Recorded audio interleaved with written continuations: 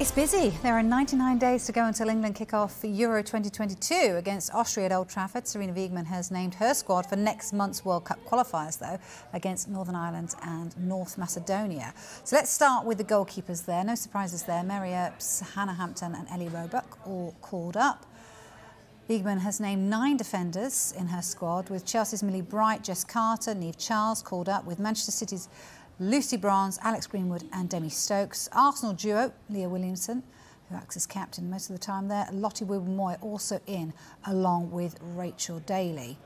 In midfield, Jill Scott will hope to add to her 155 England caps. She's joined by Jordan Nobbs, Georgia Stanway, Kira Walsh and Katie Zeelan. No Fran Kirby there, she is injured at the moment. As for the forwards, Chelsea striker Beth England has earned a recall after scoring 4 goals in her last 2 games. She's joined by Lauren Hemp, Beth Mead, Nikita Paris, Alicia Russo, Ella Toone and Ellen White. And for more on this, we can head back to Wembley and rejoin Gail Davis. Gail.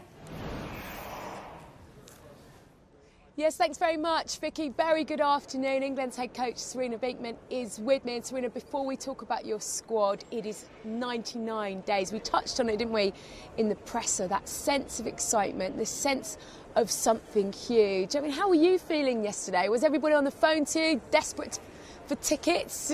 How big do you think this can be? Yeah. Well, it is already big. That's what showed yesterday, and it's really coming to life now.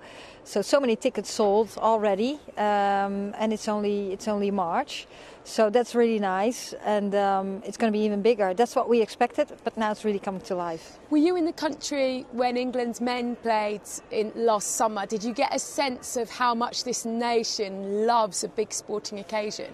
Yeah, I did get some sense, but I wasn't in the country. I was preparing for the Olympics. But yeah, it was huge, and people so enthusiastic. I did talk to some of the English people, so they were so excited. And I hope this summer we can bring a lot of excitement too, and that we can be an inspiration for the English. How can you use that excitement? How can the fans fuel success? How can you tap into it? Yeah, well, of course it starts with winning games, but we also want to play energetic. Go forward, trying to go forward, play as a team, fight for every yard on the pitch. But at the end, it starts with winning games. That's what helps the most. And talk to us about the squad you picked this time. It's very, very similar to the last squad, and it sounds like it's going to be very, very similar to the one that you're going to have for the Euros. I mean, how settled is this group of players now? Is there room for somebody to bolt, to come from nowhere and join these group of players? Yeah, well, we have had a similar squad over this season, and I think we're in a good place.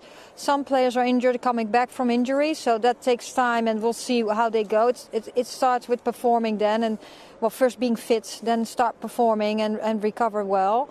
I don't think there will be huge surprise when players who have played all season and all of a sudden come in the squad. We do follow every player, but at the moment we think these are the best players of the country, and that's why we pick them. But yes, we keep a close eye on every talented player in England. You talk about injured players, and one of those is Steph Houghton. And I think if you ask most people in the street to name a female footballer, they would name her. That's kind of how iconic and big she is in the women's game. You're obviously talking to her a lot.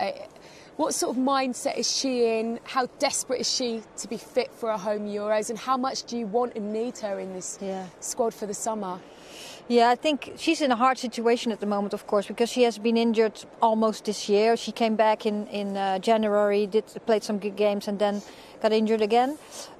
She's doing everything what's in her control to come back, but she also takes it step by step. We have contact all the time, and we said sometimes, okay, where are you now?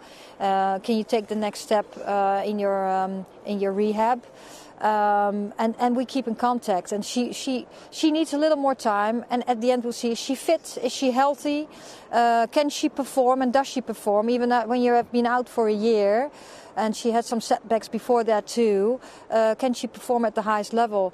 And the competition in our squad is really high, so other players are developing too. So it's about her, but also about the other players who have performed well. That's what they've shown this year too. So yes, I hope she'll make it.